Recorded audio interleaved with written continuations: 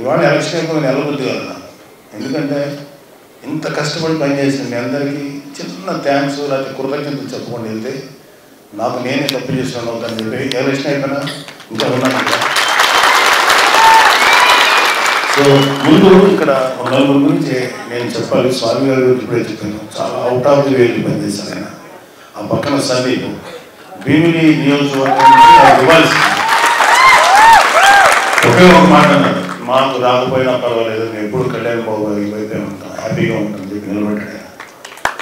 ఉంది అక్కడ ఉండటం కానీ ఇవాళ ఇక్కడికి వచ్చి పగలు రాత్రి ఎంత కష్టపడి పనిచేశారో నా కళ్ళ ముందు నేను ఎంతో అంటే వీళ్ళందరూ ఎలా పనిచేశారంటే ఇంకా మనసా వాచా కారణ అంత గొప్పగా పనిచేశారు సందీప్.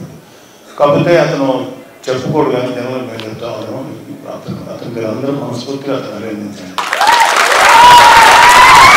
ఎందుకంటే చదువుకున్న వ్యక్తి చాలా ద్వారపూడి చంద్రశేఖర్ రెడ్డిని మనకు ఎటువంటిది లేనప్పుడు రోడ్ల మీదకి వచ్చి గొడవ పెట్టి ఫైట్ చేసి కేసులు కూడా పెట్టించారు కాకినాడ. అదే అతను అంత చేసి కూడా మేము ఇవ్వలేకపోయాం భీమిని. అది నాకు అనవసరం సార్, నేను పవన్ కళ్యాణ్ గారుతుంటాను చాలా చేసి ఒక కార్యకర్తలాగే పనిచేసింది. అలాగే మహేందర్ రెడ్డి ఆయనది యాక్చువల్గా తెలంగాణ, ఆయన శంకర్ కూడా రాలేదు ఇవాళ, వాళ్ళిద్దరు తెలంగాణ. ఎప్పటి నుంచో పవన్ కళ్యాణ్ తోటి ప్రజారాజ్యంలో పనిచేశారు, తర్వాత జనసేనకు వచ్చిన తర్వాత పవన్ కళ్యాణ్ గారితో పనిచేశారు. అలాగే మన ఇంకా రాలే ఇవాళ శంకర్ కూడా ఆయన. వీళ్ళు పగలు రాత్రి అంటే ఎంత స్ట్రెస్ తీసుకున్నారో నాకు తెలుసు, ఎలాంటి వ్యక్తులతో డీల్ చేశారో నాకు తెలుసు. వాళ్ళు మనస్ఫూర్తిగా పనిచేశారు. ఇంకా అంటే కొన్ని విషయాలు నాకు కూడా తెలియదు, ఆయనకేమో ప్రెసిడెంట్ గారు డైరెక్ట్గా ఒక అవగాహన ఉన్నది. మనస్ఫూర్తిగా పనిచేశారు మహేంద్ర గారు. ఆయన అందరూ కూడా ఒకసారి ఎవరైనా తెలియదు. అలాగే నా స్నేహితులు, చిన్ననాటి స్నేహితులు, కాలేజీ ఫ్రెండ్స్, మేము అన్నీ అయిపోయిన తర్వాత పవన్ అంటే ఇంకా జీవితంలో అదేదో వచ్చిన వ్యాపారం తీసుకుంటా, ఎడ్యుకేషన్ బిజినెస్ తీసుకుంటున్నారు. ఒక మంచి తండ్రి గారి దగ్గర నుంచి ఒక ఉన్నతమైనటువంటి బ్యాక్గ్రౌండ్ ఉన్న వ్యక్తి, కమ్యూనిస్టు వీళ్ళ నుంచి వచ్చిన వ్యక్తి అయినా ఈయన కూడా కమ్యూనిస్టు భావజాలంతో కలిగిన వ్యక్తి, మానవత్వం, విమానికి ఇలాంటి ఎన్నో తెలిసిన వ్యక్తి. చాలా మంచి వాళ్ళు యుద్ధాలు చేశాడు. ఇప్పుడు మీరు కుర్రోళ్ళు ఎంత ఆవేశంలో ఉన్నారో అంతకు 100 రెట్ల ఆవేశం ఆ రోజులు మాకు తెలుసు. అజయ్ గారు కాలేజీలో కొట్లాడిన వ్యక్తి, యూనివర్సిటీస్లో. కానీ కేవలం మంచి కోసమే పనిచేస్తారు కానీ అప్పుడు కూడా మంచి కోసమే పనిచేశారు. 10 మందికి హెల్ప్ చేయాలని తత్వం పనిచేశారు. ఆయన పవన్ కళ్యాణ్ గారు మీరు చెప్పితే అజయ్ గారు మీరు మా కోసం నిలబడతారంటే మనస్ఫూర్తిగా వస్తాను బాబు అని చెప్పి. అంటే మా కళ్యాణ్ బాబుని మేము కూడా తెలుసు, కళ్యాణ్ బాబుని చిన్నప్పటి స్కూల్లో చూసిన వ్యక్తులు. సో అలాంటి వాడు ఒక మహానాయకుడు ఎగినప్పుడు మీరు ఏం చెప్పినా చేస్తారని చెప్పి ఆయన భావాన్ని యథాతథంగా అమలు చేసి చూపించిన వ్యక్తి అయినా. తర్వాత ఆయన కూడా గత 2-3 నెలల నుంచి ఫ్యామిలీని వదిలేశారు. మధ్యలో ప్రెసిడెంట్గా పిలిస్తే వెళ్ళి మళ్ళీ వెంటనే వచ్చాం. సో ఆయన మనసా వాచాకారంగా పనిచేసిన వ్యక్తి. నా స్నేహితుడుగా కాదు, జనసేన నాయకుడిగా ఎంత కష్టపడ్డాడు నాకు తెలుసు ఇవాళ. సో నా స్నేహితుడని కాదు కానీ నిజంగా అంత కష్టపడి ప్రతి చోటుకి వెళ్ళాడు, ప్రతి వాళ్ళని కలిశారు. ప్రతి వాళ్ళు ఆవేశంలో ఆయన ఎన్నో మాటలు అన్నారు, కానీ ఆవేశాన్ని అర్థం చేసుకున్నాం తప్ప తప్పుగా అనుకోలేదు. ఎందుకంటే అడిగిన వాళ్ళందరూ మంచి ఉద్దేశిస్తున్నారు కానీ వాళ్ళు ఆవేశంతో మాట్లాడారు. సో అవన్నీ మనస్ఫూర్తిగా తీసుకొని చాలా చక్కగా తృప్తిగా ఉన్నారు ఆయన ఇవాళ. ఆయన అందరికీ మనస్ఫూర్తిగా సేవ చేసినందుకు మీరు ఆయన ఒకసారి ఇంకా మా మర్రెడ్డి శ్రీనివాసరావు గారు ప్రజారాజ్యం మాతో ఉన్నారు, తర్వాత జనసేనలోకి వచ్చారు. ఆయనకి అసలు ఒక్కరోజు కూడా అనపర్తి నియోజకవర్గానికి ఇన్ఛార్జ్, ఏ రోజు కూడా నవగారు నాకు ఒక ఎమ్మెల్యే నిలబడాలి, అయితే ఒక చోటకి వెళ్ళి జిల్లా పరిషత్ చైర్మన్ నిలబడాలి, ఏది అడగల. కేవలం మా కుటుంబం అంటే అవ్యాజమైన ప్రేమ. కళ్యాణ్ బాబు గారి యొక్క ఆలోచనలు, కళ్యాణ్ బాబు గారి యొక్క పార్టీ విధి విధానాలకి చాలా ఇన్స్పైర్ అయ్యి ఎప్పుడు బయటికి రాలా, ఎప్పుడు వెనకాల నుంచి పనిచేసేది, వెనకండే అందరినీ మోటివేట్ చేసుకుంటూ వచ్చిన వ్యక్తి. ఎటువంటి స్వార్థం లేకుండా పనిచేశారు. ఈ రోజు కూడా ఏ స్వార్థంతోనూ పనిచేయట్లేదు, హ్యాపీగా పనిచేసాం. మన వాళ్ళందరినీ చక్కగా కూడగొట్టుకున్నాం, చక్కగా వాళ్ళందరూ సహకారం తీసుకొని పని చేయించాం అని మాట్లాడిన వ్యక్తి. అన్ని విధాలుగా ఇంకా ఆయన చేసిన పని ఎట్లా ఉంటుందంటే, ఒక 10 తలలు ఉంటే ఎట్లా ఉంటుందో ఒక మనిషికి అంత పనులు, అంత మల్టీ టాస్కింగ్ పనులు ఎన్నో కష్టపడి చేశారు. ఆయనకు ఒక టైంలో చూసి అంతే భయం వేసి, కోపం కూడా అసలు కోపం దానికి రాదు. అలాంటి వ్యక్తికి కూడా కొంచెం కోపం వచ్చింది. అంటే ఎంత కష్టపడ్డాడో మీరందరూ అర్థం చేసుకోండి. మర్రెడ్డి గారు ఇక్కడ ద్వారపూడిలో ఉంటారు, ఎప్పటికీ మీకు అందుబాటులో ఉంటారు, మేము అందరూ అందుబాటులో ఉంటాం, వేరే తర్వాత చెప్తాను. సో ఆయన కూడా మీ అలాగే తుమ్మలపల్లి రమేష్, ఆయన మాటల మనిషి, జాతర మనిషి, జగ్గంపేటకి చాలా ఇన్ఛార్జ్గా ఉన్నారు ఆయన. జ్యోతుల్ నెహ్రూ గారికి జనసేన తరఫున మనస్ఫూర్తిగా పనిచేసింది, ఆయనకి కూడా మీ అభినందన తెలియజేయండి. జనసేనకి ప్రజారాజ్యం పార్టీ ఎప్పుడు ఉన్నారు, తర్వాత జనసేనలో చక్కగా జనసేన కార్యక్రమాలు చేస్తున్నారు. ఇక్కడ ఉన్న మానస కానీ, తర్వాత ఇక్కడ ఉన్న పెద్దవాళ్ళందరూ, వీళ్ళందరినీ చూస్తున్నాను. రాజు, నేను అందరూ నాకు ముఖ్యంగా నేను మాట్లాడాల్సింది మీ గురించి. మీరనేవాళ్ళు కనుక ఈరోజు బూత్ లెవెల్లో కష్టపడి పనిచేయకపోయింటే మాకు అంటే ఎంత అద్భుతంగా పనిచేశారంటే మీరు.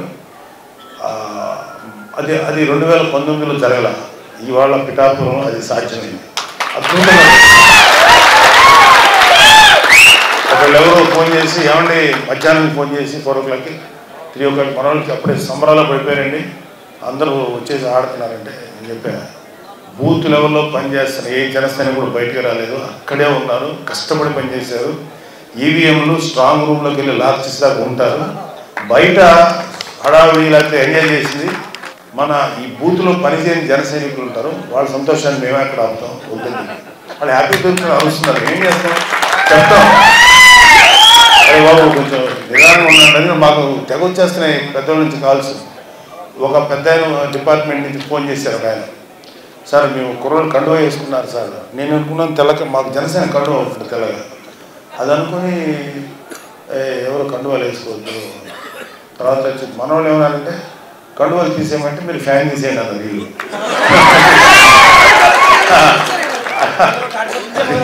అదే తెలుస్తున్నారు.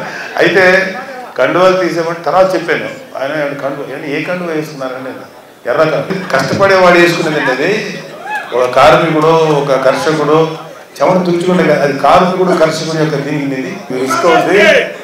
ముఠా మేస్త్రి